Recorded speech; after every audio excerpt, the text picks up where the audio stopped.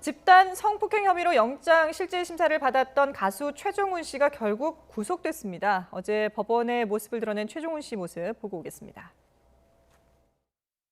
왜 형이 부인하셨습니까? 피해자들한테 하고 싶은 말 없습니까? 마지막으로 한마디 부탁드립니다. 죄송합니다. 죄송합니다라고 짧게 한마디를 하고 갔습니다. 일단 구속이 됐다는 거는 혐의가 어느 정도 소명이 됐다 이렇게 봐도 되는 걸까요? 사실 이제 이 최종훈 씨 같은 경우는 그동안에 꾸준히 본인의 혐의에 대해서는 부인을 해왔습니다. 예. 그런데 이제 이번에 구속이 됨으로써 이제 재판부에서는 어느 정도 이 혐의가 입증이 됐다라고 이제 판단을 하고 있는 것 같은데요. 네. 이번에 이제 그 구속영장을 발부를 하면서 이제 범죄 혐의가 소명되고 증거 인멸의 우려가 있다라고 하는 이유를 들어서 네. 이제 구속영장을 발부를 했습니다.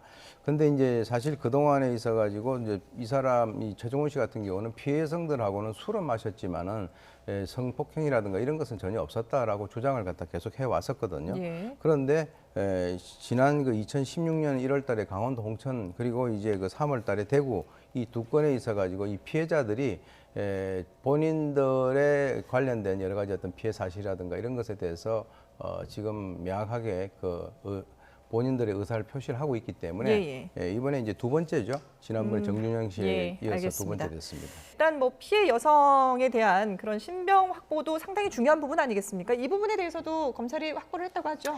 피해 여성에 대한 거는 증거인멸 가능성과 연관이 되어 있는데 뭐냐면 보통은 가해자들이 피해자랑 합의를 봐야지 피해자 진술이 흔들려야지 본인이 유리하게 무죄를 받거나 양형에 도움을 받을 수 있어서 전방위적으로 피해자를 압박하거나 괴롭히거나 2차 가해를 유발할 수 있습니다. 그래서 신병보호 조치라는 이야기가 나오고 있는 상황이고요.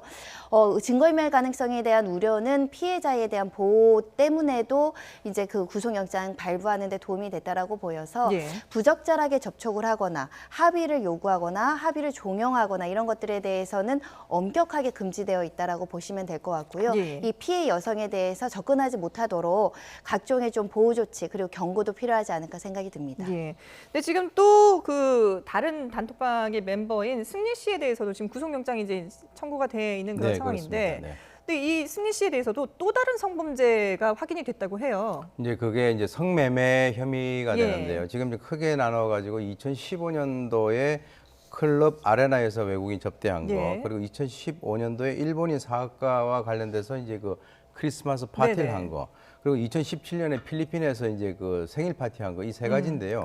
그 중에서 특히 이제 2015년에 일본인 사학가와 크리스마스 파티를 하는 과정에서 이 알선 혐의가 구체적으로 밝혀졌다라고 하는 것이죠. 그래서 이제 당시 이제 승리 씨가 YG 엔터테인먼트 법인 카드로 H 호텔 숙박비를 3천만 원을 지불한 것으로 밝혀졌는데 이 성매매 장소를 제공하는 것도 이것이 알선 행위에 해당이 되거든요. 그래서 지금 그 당시에 지금 이제 승리 씨 같은 경우는 자기는 매니저와 같이 기가를 했고 호텔에서 성매매가 이루어진 것에 대해서는 자기는 몰랐다라고 주장을 하고 있습니다만 지금 현재 이제 그 경찰에서는 그것과 연관돼서 성매매 혐의로 이번에 구속영장에 이제 적시를 했습니다.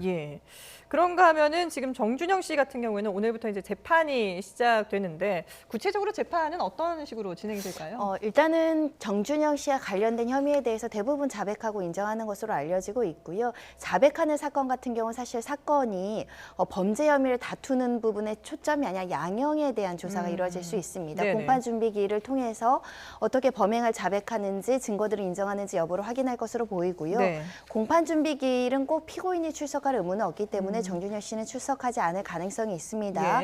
그리고 자백하고 선처하고 피해자들과 합의해서 용서받아서 양형에 조금 유리한 자료를 제출하고자 노력하지 않을까 생각이 드는데요. 재판부에서는 범죄의 중대성이 굉장히 심각하고 재질이 좋지 않다. 이런 점들을 고려해서 유리한 양형, 불리한 양형을 고려해서 어느 형이 적절한지를 이제 고민하시지 않을까 생각이 드는데 이 카메라 등 이용 촬영 그리고 이런 불법 촬영을 유포한 혐의는 5년 이하의 징역인데 범죄가 11개로 특정이 되어 있기 때문에 7년 6개월 이하까지는 징역형을 선고할 수 있는 상황입니다.